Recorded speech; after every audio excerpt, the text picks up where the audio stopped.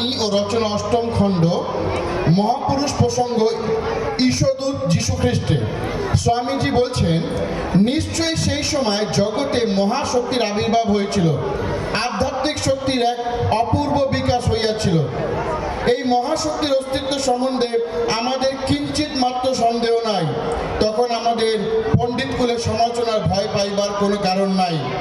স্বামীজি বলছেন তারপরে, যদি প্রাচ্য দেশীয়দের মতন আমাকে নাসরতবাসী যিশুর উপাসনা করতে হয়, তবে একটি মাত্র ভাবেই আমি তার উপাসনা করতে পারি, অর্থাৎ আমরা তাহাকে ঈশ্বর বলিয়াই উপাসনা করিতে হইবে, অন্য কোন রূপে উপাসনা করিবার উপায় নাই।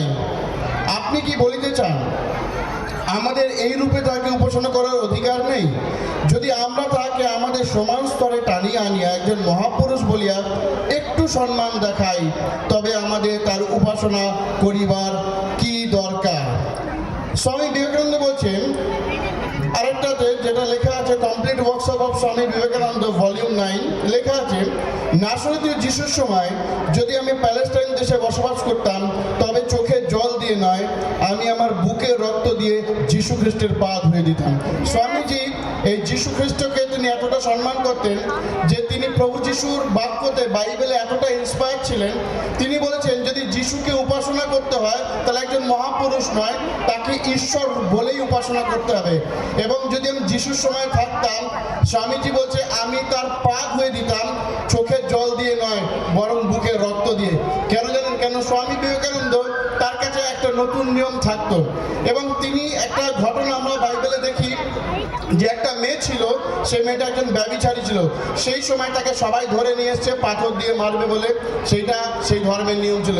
যখন সবাই তাকে পাথর দিয়ে মারবে, যিশুকে জিজ্ঞেস করছে কি করব? এই ব্যভিচারী প্রস্টিটিউট আমাদের ধর্মে পাথর মেরে মেরে ফেলতে হবে।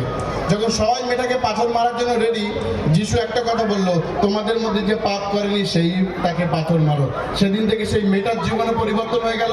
যারা মারতে এসেছিল তারাও বুঝলো আমরাও পাপী, আমরা কার বিচার করছি। এই জন্য বিবেকানন্দ বলেছিল, যদি আমি সেই প্রাচ্য দেশের যিশুকে পেতাম, তাহলে আমি তার পা ধুয়ে দিতাম আমার বুকের রক্ত দিয়ে। তাই প্রত্যেককে মেরি ক্রিসমাস। ঈশ্বর আপনাদের প্রত্যেকের সহবর্তী হোক। ধন্যবাদ।